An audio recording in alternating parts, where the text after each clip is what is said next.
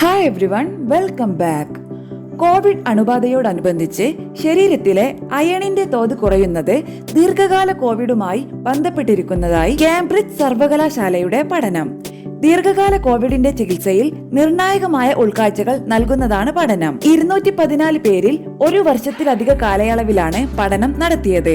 ഇവരിൽ 45% പേർക്ക് 3 മുതൽ 10 മാസം വരെ ദീർഘകാല കോവിഡ് ലക്ഷണങ്ങൾ ഉണ്ടായിരുന്നു. ഈ വീഡിയോ നിങ്ങൾക്ക് യൂസ്ഫുൾ ആയെങ്കിൽ ലൈക്ക് ആൻഡ് ഷെയർ ചെയ്യണേ. സംശയങ്ങൾ കമന്റ് ബോക്സിൽ രേഖപ്പെടുത്താം. ആരോഗ്യപരമായ പുതിയ അറിവുകൾ വേഗത്തിൽ അറിയാൻ സബ്സ്ക്രൈബ് കൂടി ചെയ്തോളൂ. തീർച്ചയായും ഉപകാരപ്പെടും.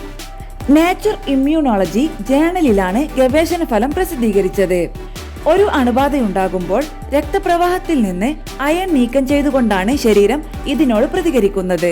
രക്തത്തിലെ അയൺ ഉപയോഗപ്പെടുത്തി അണുക്കൾ അതിവേഗം വളരുന്നത് തടയാനാണ് ഇത്.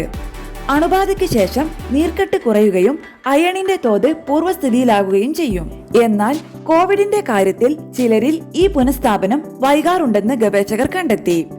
ചുവന്ന രക്തകോശങ്ങൾക്ക് ആവശ്യത്തിന് അയൺ ലഭിക്കാതാകുന്നതോടെ ഇവയുടെ ഓക്സിജൻ വഹിക്കാനുള്ള ശേഷിയിൽ കുറവ് വരുന്നു.